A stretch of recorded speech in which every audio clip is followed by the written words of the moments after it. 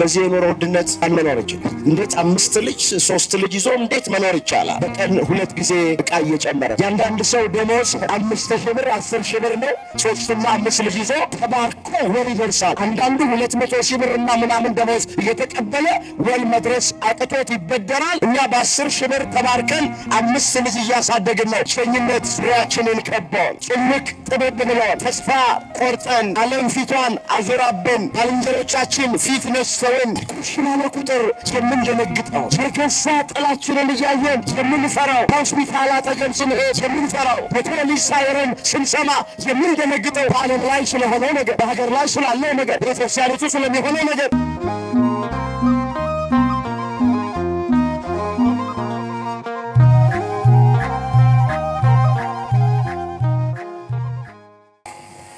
እንመለስ ወደ ቀደመ ነገራችን። የመጀመሪያውን እያየን ነበር ያለን። ፍርሃት ከኛ እንዲርቅ እኛም ከፍርሃት ውስጥ እንድንወጣ ከፈለግን ሳናቋርጥ ምን እናድርግ ነው ያለ? ንገሩ፣ ምን እናድርግ? መጽሐፍ ሳታቋርጡ ምን በሉ ይላል? በሁሉ ደግሞ ምን አድርጎ ስለ ሁሉ ማን ይመስገን አለን? እስኪ ደግማችሁ አመስግኑት። ስለ ሁሉ እግዚአብሔር ይመስገን። ክርስቲያን ማለት ይሄ ነው። በሁሉም ያመሰግን፣ ሲያገኝም ያመሰግናል፣ ሲያጣም ያመሰግናል። በጤንነት ጊዜ እግዚአብሔርን ያመሰግናል፣ ታሞ አልጋ ላይ ቢተኛም ያመሰግናል። በሐዘኑ ጊዜም ያመሰግናል፣ በደስታ ጊዜም ያመሰግናል። ሐዋርያው ቅዱስ ጳውሎስ ይህን ስለ ጉድለት አልልም፣ የምኖርበት ኑሮ ይበቃኛል ማለትን ተምሬያለሁ። ማግኘትን አውቃለሁ፣ ማጣትን አውቃለሁ፣ መጉደልን አውቃለሁ፣ መሙላትን አውቃለሁ፣ ሐዘንን አውቃለሁ፣ ደስታን አውቃለሁ። ኃይልን በሚሰጠኝ በክርስቶስ ሁሉን እችላለሁ አለ። ፊልጵስዩስ ምዕራፍ 4 ቁጥር 11 ላይ የተመዘገበ ቃል። ቃሉን ባካችሁ አስተውሉት። ይህንን ስለ ጉድለት አልልም፣ የምኖርበት ኑሮ ይበቃኛል ማለትን ተምሬያለሁ። ማግኘትን አውቃለሁ፣ ማጣትን አውቃለሁ፣ ሐዘንን አውቃለሁ፣ ደስታንን አውቃለሁ፣ መጉደልን አውቃለሁ፣ መሙላትንም አውቃለሁ፣ መክበርን አውቃለሁ፣ መዋረድንም አውቃለሁ፣ ከፍታን አውቃለሁ፣ ዝቅታንም አውቃለሁ፣ ሳቅን አውቀዋለሁ፣ ለቅሶንም አውቀዋለሁ። ኃይልን በሚሰጠኝ በክርስቶስ ሁሉን እችላለሁ አለ። ክርስቲያን ማለት ኃይልን በሚሰጠኝ በክርስቶስ ሁሉን እችላለሁ የሚል ነው። በሁሉ የሚያመሰግን ነው። እግዚአብሔር በሁሉ አመስጋኞች እንድንሆን ሁላችንን ይርዳን። ስለዚህ መጀመሪያ ከፍርሃት ውስጥ ለመውጣት ጸሎታችሁን አታቋርጡ። ይህ ድምፅ የሚሰማችሁ አሁን በፊት ጸልየን ብዙዎቻችን አንጠግብም ነበረ። አሁን ግን እርግፍ አድርገን ትተነዋል። ውዳሴ ማርያማቸው የት እንዳለ ማያውቁ ሰዎች አሉ። የሚደግሙት ዳዊት የት እንዳለ ማያውቁ ሰዎች አሉ። አሁን መዝገበ ጸሎታቸው የት እንዳለ ማያውቁ ሰዎች አሉ። እየጨመርን እኮ አይደለም ያለም ይወድን ያለ ነው። በክርስትና ሕይወታችን ብዙዎቻችን እየጨመር ወደ ላይ እያደግን ሳይሆን እንደ ካሮት ቁልቁል ነው እድገታችን የብዙዎቻችን። እስኪ እኔም ራሴ ይሄ ድምፅ የሚሰማችሁ ወንድሞቼና እህቶቼ ራሳችሁ ነው። መንፈሳዊ ሕይወታችን ምን ይመስላል? ክርስትናችን ምን ይመስላል? ጸሎት እየጨመርን ነው ወይስ እየቀነስን ነው? ጾምን እየጨመርን ነው ወይስ እየቀነስን ነው? እምነትን እየጨመርን ነው እየቀነስን ነው? ትዕግስት፣ ትሕትና፣ የዋህነት፣ ገርነት፣ ቅንነት የሚባሉትን እየጨመርን ነው ወይስ እየቀነስን ነው? አንዳንዶቻችን ወደ እግዚአብሔር በቀረብን ጊዜ፣ ወደ ቃሉ በቀረብን ጊዜ፣ ወደ ቤቱ በቀረብን ጊዜ ፍቅርን መጨመር፣ ጸሎትን መጨመር፣ ጾምን መጨመር፣ ስግደትን መጨመር ሲገባን በተቃራኒ እየቀነሰ ነው ያለ ነው። አገልግሎታችን እንኳን የአንዳንዶቻችን አወኩሽ ናኩሽ ነው። በፊት በሩቅ ቤተ ክርስቲያን ሳንመጣ አገልግሎት ሳንጀምር እግዚአብሔርን እንፈራ ነበረ። ዛሬ ማነው እግዚአብሔር የሚፈራ?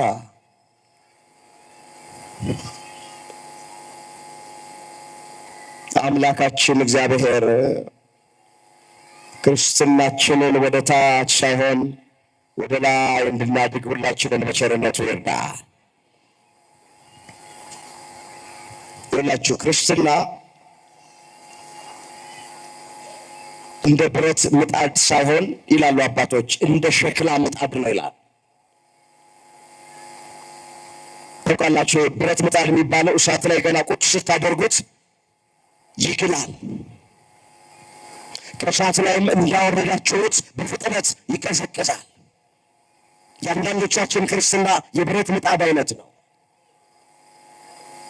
የሸክላ ምጣድ ግን እሳት ላይ ስታደርጉት እንጨት ጨርሶ ነው የሚሞቀው። ቀስ ብሎ ከእሳት ላይም ካወረዳችሁት በኋላ ወይም ፍሙን ካጠፋችሁት በኋላ የሸክላ ምጣድ ቀስ ብሎ ነው የሚቀዘቅዘው። እናቶቻችን እሳቱ ከጠፋ በኋላ በሸክላ ምጣድ ላይ ብዙ እንጀራ ይጋግራሉ። የብዙዎቻችን ክርስትና እንደ ብረት ምጣድ ነው። ስሜታውያንን፣ ችኩሎችንን የመጣን ሰሞን ጸሎቱ ሁሉ አይቀረንም። መዝገበ ጸሎቱን፣ መልክዓ መልኩን፣ ድርሳናቱን፣ ገድላቱን፣ ዳዊቱን እናደርሰዋለን። እየቆየን ስንሄድ እየቀነስን እንመጣለን። ጾሙን እየቀነስን፣ ጸሎቱን እየቀነስን፣ መንፈሳዊነቱን እየቀነስን፣ አገልግሎቱን እየቀነስን እንመጣለን። እንዲህ ካለ ክርስትና መድኃኔዓለም ይጠብቀን። ስለዚህ መጀመሪያው መፍትሄ ከፍርሃት ውስጥ ለመውጣት ለመራቅ፣ ከጭንቀት ለመገላገል ጸሎት። ለምን ጸሎት ማለት ከማን ጋራ ማውራት ነው? ከማን ጋራ መነጋገር ነው? ሐሳብን ለማን ማቅረብ ነው? ወገኖቼ ይኸውላችሁ፣ ጸሎት አንዳንዶቻችንን ድንጋይ እንደመፍለጥ የሚከብደን ትርጉሙን ስለማናውቀው፣ ጸሎት ከእግዚአብሔር ጋር መነጋገር ነው። ከእግዚአብሔር ጋር ማውራት ነው። ሐሳብን ለእግዚአብሔር ማቅረብ ነው። ልትጸልዩ ስታስቡ ይህንን ለራሳችሁ ንገሩ። ከእግዚአብሔር ጋር ልነጋገር ነው በሉ። ሐሳቤን ለእግዚአብሔር ላቀርብ ነው በሉ።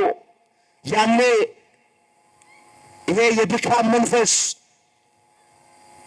የመሰልቸት መንፈስ፣ የመዛል መንፈስ ከኛ ይርቃል። አንድ ጊዜ እስክንቆም ድረስ ነው ለጸሎት። ተቀመጡም አይለንም፣ እስክንጀምረው ድረስ ነው። አማትበን እስክንጀምር ድረስ ነው። አማትበን ጸሎቱን በስመ አብ ብለን ከጀመርን አናቋርጠውም። ወደ ሁለተኛው ልሄድ። ሁለተኛ ከፍርሃት ውስጥ ለመውጣት መፍትሄው ዕለት ዕለት የእግዚአብሔርን ቃል ማዳመጥ፣ ዕለት ዕለት የእግዚአብሔርን ቃል መስማት። ለምን? ቃሉ ኃይል አለው። ይፈውሰናል፣ ያረጋጋናል፣ የልብ ሰላምና ጸጥታ ይሰጠናል። አሁን ያላችሁን ሰላም አስተውሉት እባካችሁ ወገኖቼ። ይህንን ሰላም የትም ብንሄድ አናገኘው። ቤተ ክርስቲያን መተን ጉባኤ ስንካፈል፣ ቃልን ስንሰማ፣ ለክብሩ ስንዘምር፣ ቅዳሴ ስናስቀድስ፣ ኪዳን ስናደርስ፣ ሰዓታት ማህሌቱን ከአባቶቻችን ጋር ስንቆም ያለንን ሰላም፣ ያለንን እረፍት፣ ያለንን ደስታ፣ ያለንን መረጋጋት፣ ያለንን ብርታት የትም ቦታ ብንሄድ አናገኘው። ቃሉ ውስጥ ነው ሰላም ያለው። ወንጌል ውስጥ ነው እረፍት ያለው። ምን አለ ዳዊት ሲዘምር? ቃልህ ለጉሮሮዬ ጣፋጭ ነው፣ ከማርና ከወለላ ይልቅ ጣፈጠኝ አለ። እስኪ አብረን እንበለው። ቃልህ በሉ እስኪ። ለጉሮሮዬ ጣፋጭ ነው፣ ከማርና ከወለላ ይልቅ ጣፈጠኝ። የማን ቃል? አመስግኑት። ቃሉ ከማርና ከወለላ ይልቅ ይጣፍጣል። የዳዊት መዝሙር 118 ቁጥር 103 ላይ የተመዘገበ ቃል። ቃልህ ለጉሮሮዬ ጣፋጭ ነው፣ ከማርና ከወለላ ይልቅ ጣፈጠኝ። መቼ ነው ቃሉ የሚጣፍጠን? ብቸኝነት ዙሪያችንን ከቦን፣ ጭንቅ ጥብብ ብሎን፣ ተስፋ ቆርጠን፣ ዓለም ፊቷን አዙራብን፣ ባልንጀሮቻችን ፊት ነስተውን፣ አዎ ቃሉን ስንሰማ ያኔ ቃሉ ለጉሮሯችን ጣፋጭ ይሆናል። ከጭንቀት ሲያወጣን፣ ከፍርሃት ሲያወጣን፣ ከብቸኝነቱ ሲያወጣን ቃሉ ለጉሮሯችን ያን ጊዜ ጣፋጭ ይሆናል። ስለዚህ ሁለተኛው መፍትሄ የእግዚአብሔርን ቃል ማዳመጥ፣ የእግዚአብሔርን ቃል መስማት። እባካችሁ ቃሉን መስማት ማንም የማይቀማን በጎ ዕድል ነው። ትዝ ይላችኋል ጌታችን ኢየሱስ ክርስቶስ አልዓዛርን በጣም የወደው ስለነበረ ከመሞቱ በፊት ሊሰናበተው ወደ ቢታንያ ሄደ። እቤት ገባ። ሁለት እህቶች ነበሩት፣ አልዓዛር ማርታና ማርያም የሚባሉ። ልክ ጌታ ቤት በገባ ጊዜ የአልዓዛር እህት ማርያም ከእግሩ ስር ቁጭ ብላ ቃሉን ታደምጥ ነበረ፣ ትማር ነበረ። ማርታ ደግሞ በጓዳ ውስጥ እሱን ለማሰብ ማርታ ጌታ አንድ ቃል ተናገረ። ማርታ ማርታ በብዙ ትጨነቂያለሽ፣ በብዙ ትደክሚያለሽ፣ የሚያስፈልገው ጥቂትና አንድ ነገር ብቻ። አምላካችን እግዚአብሔር ከቃሉ እንዳንርቅ ሁላችንን በቸርነቱ ይርዳል። ነቢዩ ሲናገር ምን አለ? ቃል ተገኝቷል፣ እኔም በልቼዋለሁ። አቤቱ የሰራዊት ጌታ እግዚአብሔር ሆይ ቃልህ የልብ ሰላምና ደስታ ሆነኝ አለ። ትንቢተ ኤርምያስ ምዕራፍ 15 ቁጥር 16። እስኪ ጉባኤው ይሄንን ቃል በደንብ ይናገር። ቃልህ በሉ እስኪ። አልሰማችሁም? ቃልህ ተገኝቷል፣ እኔም በልቼዋለሁ። አቤቱ የሰራዊት ጌታ እግዚአብሔር ሆይ ቃልህ የልብ ሰላምና ደስታ ሆነኝ። አመስግኑት። ቃሉ የልብ ሰላምና ደስታ ነው ወገኖቼ። ቃሉ ተገኝቷል አለ ነቢዩ፣ እኔም በልቼዋለሁ አለ። እኔም ምን ብዬዋለሁ? ልክ እግዚአብሔር ቃል የሚበላ እንጀራ ነው። ልክ እግዚአብሔር ቃል የምንጋፈው ወተት ነው። እናንተ ልክ እግዚአብሔር ቃል የምንጠጣ ውሃ ነው፣ የምንቆርጠው ጮማ ነው። ለካ የእግዚአብሔር ቃል ሰው በእንጀራ ብቻ አይኖርም በእግዚአብሔር ቃል ጭምር ተብሎ ተጽፏል። ገበሬ ወጥቶ ወርዶ ላቡን አፍሶ ብዙን አንጠፍጥፎ ከዛ በተዘጋጀ ዛሬ ተበልቶ ነገ ዳሪ በሚሆን በሚሻግት እንጀራ ብቻ የሰው ልጅ መኖር አይችልም። እሱ ለስጋችን ለቁመተ ስጋ ያስፈልገናል። ነፍሳችን የምትራበው የእግዚአብሔርን ቃል ነው። የነፍስ ምግቧ የእግዚአብሔር ቃል ነው። ስለዚህ ቃሉን ስናደምጥ፣ ቃሉን ስንሰማ፣ ቃሉን ስንበላ ወገኖቼ ፍርሃት ከኛ ይርቃል፣ ጭንቀት ከኛ ይርቃል፣ ሰላም እናገኛለን፣ እንረጋጋለን። ምስክሮቹ እኛ ነን። አሁን ያላችሁን ሰላም አስተውሉት። ይህ ሰላም የትም ቦታ ቢኬድ አናገኘው። ሶደሬና ላንጋኖም ብንሄድ አናገኘውም ወገኖቼ። መዝናኛ ቦታዎችን ብንሄድ አናገኘውም። እዛ የምናገኘው ሰላም ታይቶ የሚጠፋ ብልጭ ብሎ ትርግም የሚል ነው። በእግዚአብሔር ቤት ውስጥ ሆነን ቃሉን በመስማት ግን የምናገኘው ሰላም እውነተኛ ሰላም ነው። ዘለቄታ ያለው ሰላም ነው። የሚያሳርፍ ሰላም ነው። ይህን ሰላም እግዚአብሔር ለሁላችንም ያድለን። ሶስተኛና የመጨረሻውና ያለው ፍርሃት ከኛ እንዲርቅ ምን እናድርግ? ወገኖቼ እግዚአብሔር ከኛ ጋር እንዳለ እንመን። እስኪ እግዚአብሔር ከኛ ጋር እንዳለ እንመን። ምን እንበል? እምነት። ታምናላችሁ እግዚአብሔር ከኛ ጋር እንደሆነ? ይሄ ነው የላችሁ መጠቅለያው ይሄ ነው። የትምህርቱም ዓላማ ይሄ ነው። እግዚአብሔር ከኛ ጋር እንደሆነ ማሳየት ነው።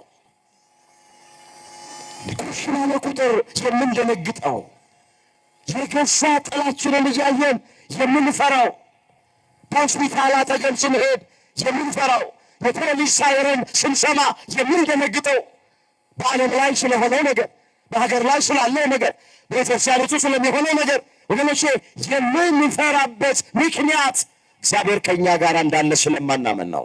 የእምነት መጉደል ነው።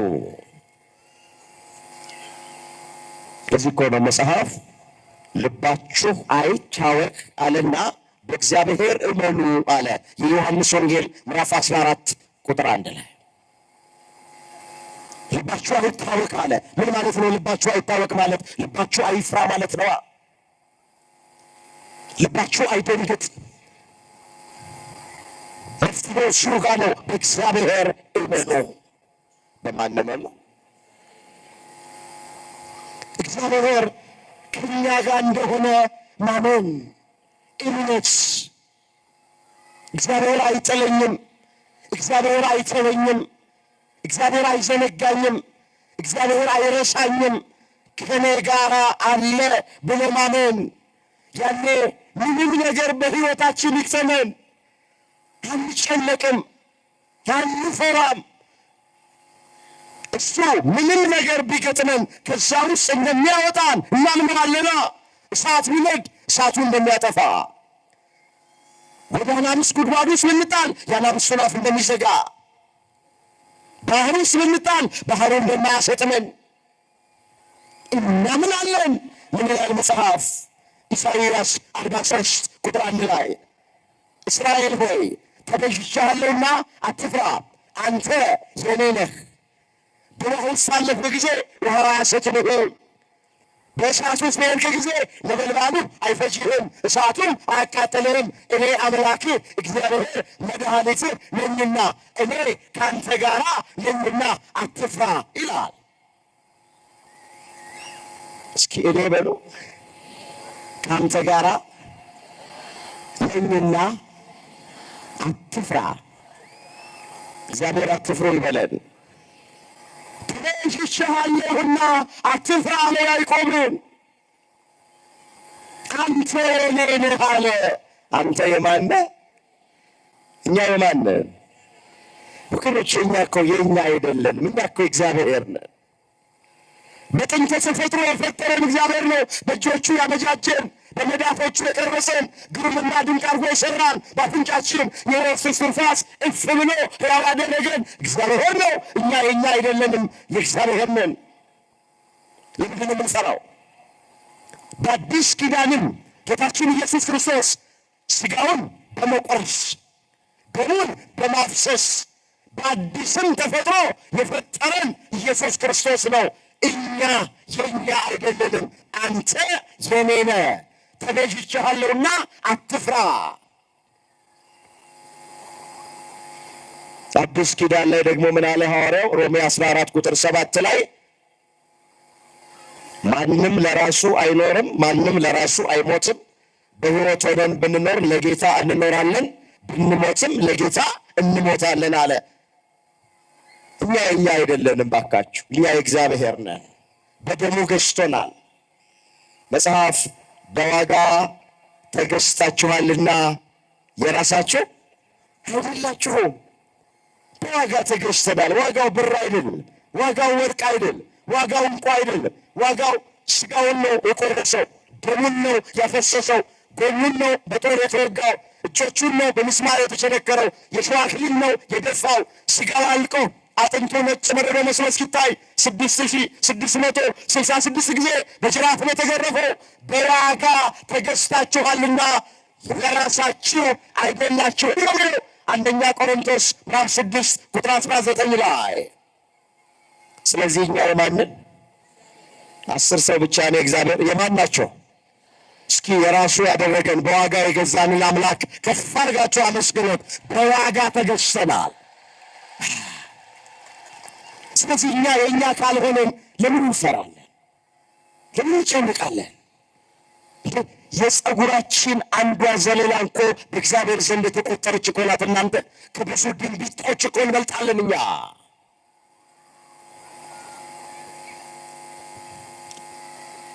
ምንድን ነው የሚለው እዚህ የማቴዎስ ወንጌል ምዕራፍ 10 ላይ የተመዘገበ ቃል? እንደዚህ ይላል፣ የእናንተስ የራሳችሁ ፀጉር ሁሉ እንኳን ተቆጥሯል። እንግዲህ አትፍሩ፣ ከብዙ ድንቢጦች እናንተ ትበልጣላችሁ። የራሳችሁ ፀጉር እንኳን በእግዚአብሔር ዘንድ የተቆጠረች ናት። ከብዙ ድንቢጦች ደግሞ እናንተ ትበልጣላችሁ። ስለዚህ አትፍሩ። ምን አትበሉ? አትፍሩ። እግዚአብሔር ከእኛ ጋር እንደሆነ ስናምን አንፈራም። እንደዚህ እንድናምን መድኃኔዓለም ሁላችንን ይርዳል። እስኪ አንድ ጥያቄ ልጠይቃችሁ። እግዚአብሔር ከእኛ ጋር ነው አይደለም? አቤት። እስኪ እግዚአብሔር ከኔ ጋር ነው የሚል ሰው እጁን ያሳየ። እስኪ እግዚአብሔር በሉ። ጠላት ሲፈር፣ ዲያብሎስ ሲፈር፣ እግዚአብሔር ከኔ ጋር ነውና አልፈራም። አመስግኑበት። እግዚአብሔር ከኛ ጋር ነው። ወገኖች አሁን እግዚአብሔር ከኛ ጋር እንደሆነ በዚህ ዘመን ማረጋገጫ ምዕራፍና ቁጥር ያስፈልግ ይሆን? ኑሯችን ምስክር አይደለም? ሕይወታችን ምስክር አይደለም? እግዚአብሔር ከኛ ጋር መሆኑ። እግዚአብሔር ከኛ ጋር ስላለ እኮ ነው እዚህ የደረስነው። ጠላት ስለሌለብን አይደለም እዚህ የደረስነው። እግዚአብሔር ከኛ ጋር ስላለ ነው እዚህ የደረስነው። እሱ ምስክር ነው እግዚአብሔር ከኛ ጋር ስለመሆኑ። እንደሚጠመደው ወጥመድ፣ እንደሚቆፈረው ጉድጓድ፣ እንደሚበጠበጠው መርዝ፣ እንደሚመከርብን ምክር ቢሆን ኖሮ ማን እዚህ መድረስ ይችል ነበር?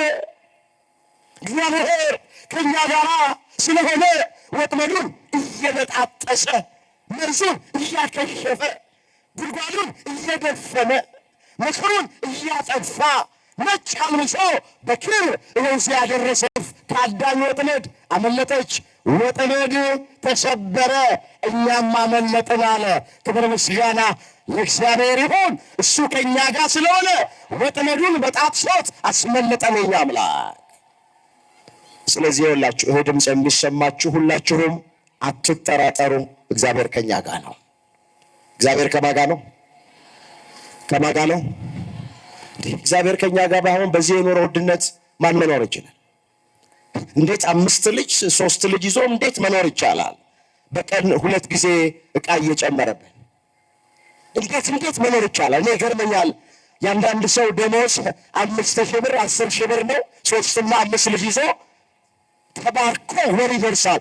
አንዳንዱ 200,000 ብር እና ምናምን ደሞዝ እየተቀበለ ወል መድረስ አቅቶት ይበደራል። እኛ በ10,000 ብር ተባርከን 5 ልጅ እያሳደግን ነው። እመኑ እግዚአብሔር ከኛ ጋር ነው። ክብር ምስጋና ለስሙ። ከኛ ጋር ነው እግዚአብሔር።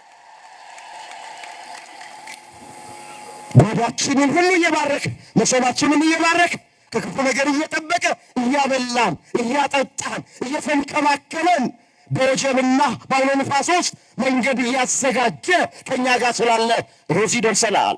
የነገም ተስፋችን ማን ነው? እግዚአብሔር ነው። ስለዚህ እግዚአብሔር ራቀን፣ እግዚአብሔር ተለየኝ፣ እግዚአብሔር ረሳኝ፣ እግዚአብሔር ተወኝ አትበሉ። እሱ ከኛ ጋር አለ። አንድ ቃል ተናግሬ ትምህርቴን ጠቀልላለሁ። እስከ መቼ ነው እግዚአብሔር ከኛ ጋር የሚሆነው ስንል እስከ ዓለም ፍጻሜ እግዚአብሔር ከኛ ጋር ነው። በዚህ በማቴዎስ ወንጌል ምዕራፍ 28 ቁጥር 19 ጀምሮ ስትመለከቱ ለደቀ መዛሙርቱ ምን አላቸው? እነሆ እስከ ዓለም ፍጻሜ እኔ ከእናንተ ጋር ነኝ አላቸው። እስኪ እስከ ዓለም በሉ ፍጻሜ እኔ ከእናንተ ጋር ነኝ። እኔ ከማን ጋር ነኝ? ስለዚህ እስከ ዓለም ፍጻሜ ድረስ እግዚአብሔር ከማን ጋር ነው? በቃ እግዚአብሔር ከኛ ጋር ከሆነ ታዲያ ማን ይቃወመናል? ወገኖች እግዚአብሔር ከኛ ጋር ከሆነ ማንም አይቃወመንም፣ ጳውሎስ እንደተናገረ።